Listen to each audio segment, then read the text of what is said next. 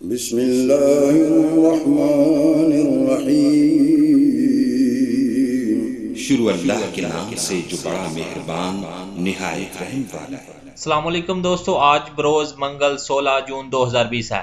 سعودی عرب کی تازہ ترین خبروں کے ساتھ ہم آپ کی خدمت میں حاضر ہیں۔ سعودی عرب کی مجلس شورا نے وزارت افرادی قوت سے دریافت کیا ہے کہ آخر کیا وجہ ہے کہ دکانوں اور تجارتی سرگرمیوں میں متعدد پیشوں میں ابھی تک غیر ملکی کارکن ملازمتیں کر رہے ہیں۔ مجلس شورا نے اس بات کا بھی جواب طلب کیا ہے کہ معمولی نوعیت کے پیشوں میں غیر ملکی نگران برقرار رکھنے کی کیا وجہ ہے، آخر ان کی جگہ سعودی شہریوں کی تقرری کیوں نہیں کی جا رہی ہے۔ سعودی مجلس شورا کا ویڈیو اجلاس پیر کو صدر شیخ ڈاکٹر عبداللہ بن محمد ال شیخ کی صدارت میں منعقد ہوا ہے۔ سعودی خبررساں ادارے SPA کے مطابق ارکان شورا نے گزشتہ مالی سال سے متعلق وزارت افرادی قوت و سماجی بہبود کی رپورٹ پر اپنے اعتراضات سے متعلق نوجوان و خاندان اور سماجی امور کی کمیٹی کا بھی نقطہ نظر سنا تھا۔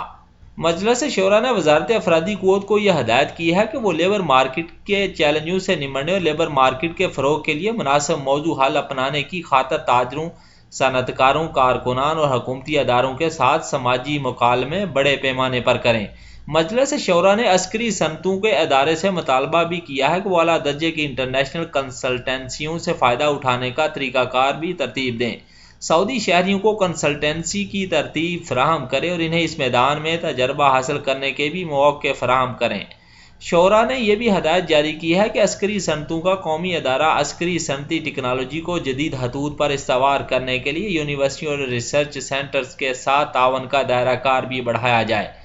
شورا نے یہ بھی اجلاس میں فیصلہ کیا ہے کہ سائبر سیکیورٹی کا قومی ادارہ سائبر کرائمز کو قابو کرنے اور قومی بنیادی ڈھانچے کے تحفظ کے لیے فوری اقدامات کرے۔ شورا نے اصلاحی مراکز اور وسیقہ نویسی کے اداروں میں خواتین کے لیے متعدد اسامیاں مختص کرنے کی بھی ہدایت جاری کی ہے۔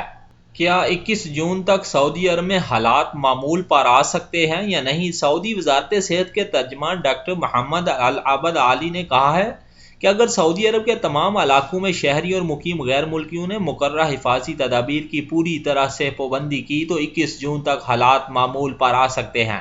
سبق ویب سائٹ کے مطابق وزارت صحت کے ترجمان سے پریس بریفنگ میں پوچھا گیا تھا کہ کیا 21 جون تک سعودی عرب میں حالات معمول پر آ جائیں گے؟ ڈاکٹر محمد العبد علی نے بتایا کہ سعودی عرب کے بیشتر علاقوں میں صحت منصوبہ توقع کے عین مطابق کامیابی سے آگے بڑھ رہا ہے۔ انہوں نے مزید کہا ہے کہ مئی میں انفیکشن کی شرح 1% سے بھی کم ہو گئی تھی، تاہم حالیہ دنوں میں اس میں اضافہ ہوا ہے۔ کرونا وائرس سے متاثرہ افراد کے ساتھ ملنے جلنے سے وائرس پھیل رہا ہے۔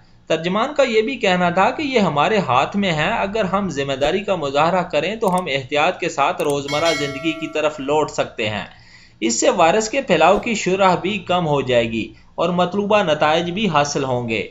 وزارت صحت نے نئی موبائل ایپ کا بھی اجرا کیا ہے تاکہ لوگوں کو ان کے قریب کیسز کے بارے میں بھی مطلع کیا جا سکے۔ وزارت کی جانب سے آگاہی پیغام کے حوالے سے نئی مہم بھی شروع کی گئی ہے جسے ہمیں آپ کا خیال ہے کا عنوان دیا گیا ہے۔ بقالوں میں کھلی سگریٹ اب فروخت نہیں ہوا کرے گی۔ سعودی عرب میں ریاض میونسپلٹی نے سینٹرل مارکیٹس، بقالے، جنرل سٹور اور منی مارکیٹس کو تمباکو مصنوعات فروخت کرنے کی مشروط اجازت کے ساتھ ساتھ بعض پابندیاں بھی لگا رکھی ہیں۔ میونسپلٹی نے سگریٹ اور تمباکو فروخت کرنے کے لیے 5 ضابطے مقرر کیے ہیں۔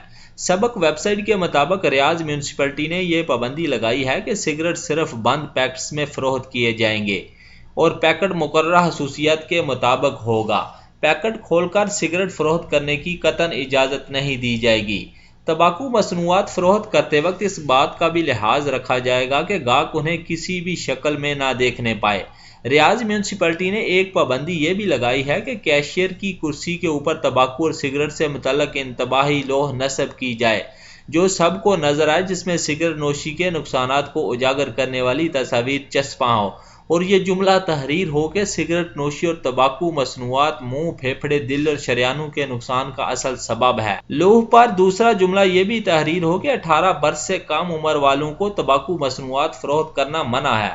ریاض میونسپلٹی نے سگریٹ اور تمباکو فروخت کرنے والے مراکز پر ایک یہ بھی پابندی لگائی ہے کہ وہ سگریٹ یا تمباکو کی مصنوعات کی ترویج نہ کریں، اس کا اشتہار دیں اور نہ تمباکو کی دیگر مصنوعات اور لوازمات فروخت کریں۔ سعودی عرب میں اندرون ملک پروازوں میں اضافہ کر دیا گیا ہے۔ جدہ کے کنگ عبدالعزیز انٹرنیشنل ایئرپورٹ کے سربراہ عصام فؤاد نور نے کہا کہ جدہ ایئرپورٹ سے اندرون ملک پروازوں کی ہفتہ وار تعداد 69 سے بڑھا کر 77 کر دی ہے۔ عکاظ اخبار کے مطابق انہوں نے کہا کہ جدہ ایئرپورٹ سے انٹرنیشنل فلائٹس ابھی تک معطل ہیں، صرف استثنائی صورتوں میں بین الاقوامی پروازیں چلائی جا رہی ہیں۔ جدہ ایئرپورٹ میں انٹرنیشنل فلائٹس صرف ان سعودیوں کے لیے ہیں جو کرونا وائرس کی وجہ سے بیرون ملک رہ گئے ہیں یا ملک میں مقیم وہ غیر ملکی جو اپنے وطن واپس جانا چاہتے ہیں۔ انہوں نے کہا ہے کہ اندرون ملک چلائی جانے والی پروازیں اور استثنائی طور پر چلائی جانے والی انٹرنیشنل پروازوں میں سلامتی اور حفاظتی تدابیر پر سختی سے عمل ہو رہا ہے۔ ایئرپورٹ کے سربراہ سے سوال کیا گیا کہ جنوبی ٹرمینل کا کیا بنے گا جب تمام پروازیں نئے ایئرپورٹ کی طرف منتقل کی جائیں گی۔ انہوں نے کہا کہ سعودی محکمہ شہری ہوا بازی جنوبی ٹرمینل کے بارے میں غور کر رہا ہے اور جلد ہی کوئی مناسب فیصلہ بھی کیا جائے گا۔ سعودی عرب کی قیادت میں یمن میں قیام امن کے لیے کوشاں اتحادی فورسز نے حوثی باغیوں کی جانب سے حمیس مشیط پر ڈرون کے ذریعے کیے جانے والے حملے کو ناکام بنا دیا ہے۔ سعودی خبر رساں ایجنسی ایس پی اے نے اتحادی فورسز کے ترجمان کرنل ترکی المالکی کے حوالے سے کہا ہے کہ یمن میں قیام امن کے لیے مشترکہ فورسز نے بروقت کارروائی کرتے ہوئے ایران نواز حوثی باغیوں کی جانب سے سعودی عرب کے شہر حمیس مشیط پر ڈرون کے ذریعے حملے کو ناکام بنا دیا ہے۔ ریموٹ کنٹرول ڈرون میں دھماکہ خیز مواد بھرا ہوا تھا جسے یمن کے سرحدی مقامات سے کنٹرول کیا جا رہا تھا۔ المالکی نے مزید کہا ہے کہ یمن میں ایران نواز حوثی باغیوں کی جانب سے مسلسل سرحدی خلاف ورزیاں جاری ہیں۔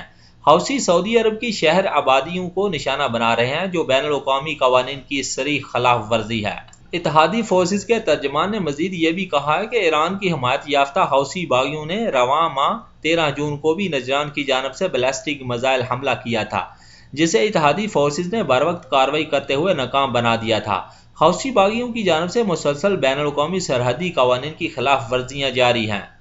دوستو میری ویڈیو اگر اچھی لگے تو اپنی رائے کا ضرور اظہار کیجیے گا اور میرا چینل گلف اردو نیوز ضرور سبسکرائب کیجیے گا اور بیل کا بٹن ضرور دبائیے گا۔ شکریہ۔ السلام علیکم ورحمۃ اللہ وبرکاتہ۔ فی امان اللہ۔